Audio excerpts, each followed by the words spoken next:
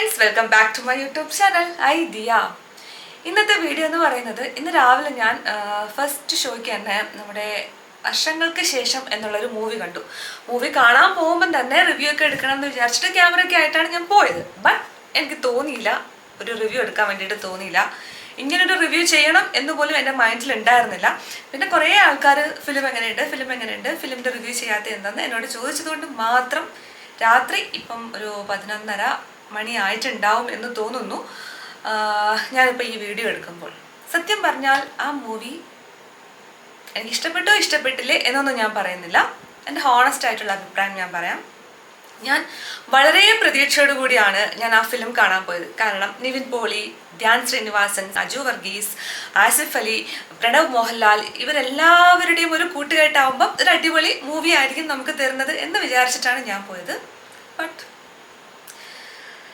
എന്തോ ആ മൂവി കണ്ടുകൊണ്ടിരുന്നപ്പം ഞാൻ ഇടയ്ക്കിടയ്ക്ക് ചോദിക്കുന്നുണ്ട്, എന്തേ ഇൻ്റർവെൽ ആവാത്തേ, അതോ മൂവി തീർന്നോ, ഇൻ്റർവെൽ ഇല്ലാതെ ഈ മൂവി തീർന്നോ, അങ്ങനൊരു മൂവി ഉണ്ടാവുമെന്ന് എനിക്കറിയില്ല, ഇൻ്റർവെല്ലൊന്നും ഇല്ലാതെ പെട്ടെന്ന് ഫിനിഷ് ആവുന്നത്. ഞാൻ ഇടയ്ക്കിടയ്ക്ക് അടുത്തിരുന്ന ആളോട് ചോദിക്കുന്നുണ്ട്, ഇതെന്തേ ഇൻ്റർവെൽ ആവാത്തേ, ഇൻ്റർവെൽ ഇല്ലാതെയാണോ ഈ മൂവി തീരുന്നത് എന്നൊക്കെ ചോദിച്ച ആ സമയത്ത് ഇൻ്റർവെല്ലായി. അതുവരെ ഭയങ്കര ലാഗിങ് ആയിരുന്നു. അതിനുശേഷം ഭയങ്കര അടിപൊളി ആയിരിക്കും എന്ന എക്സ്പെക്റ്റേഷനിലാണ് ഞാൻ പിന്നെ ഇരുന്നത്. എനിക്കറിയില്ല എന്താ ഇവർക്ക് സംഭവിച്ചെന്നുള്ളത്. അതുപോലെ കല്യാണി പ്രിയദർശനെ എന്തിനു കൊണ്ടുവന്നു ഒരു ഐഡിയ ഇല്ല. നമ്മുടെ നിവിൻ പോളി വന്ന് നന്നായിട്ടൊന്ന് ആർമാദിച്ചിട്ടുണ്ട്.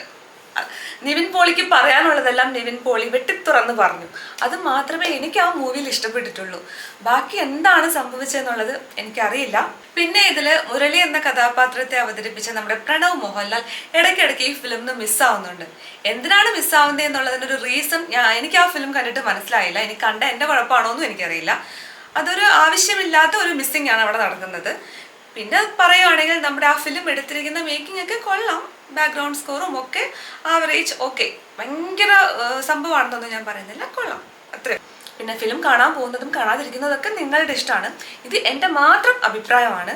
സത്യം പറഞ്ഞാൽ എനിക്ക് ആ ഫിലിം കണ്ടപ്പം തോന്നിയത്, ധ്യാനിൻ്റെ ഒരു 2-3 ഇൻ്റർവ്യൂ എല്ലാം കൂടി ചേർത്തൊരു സിനിമ ഇട്ടിട്ടുണ്ടെങ്കിൽ അതൊരു സൂപ്പർ ഹിറ്റ് ആയനേന്ന്. ഇത്രയേ ഉള്ളൂ. ബൈ.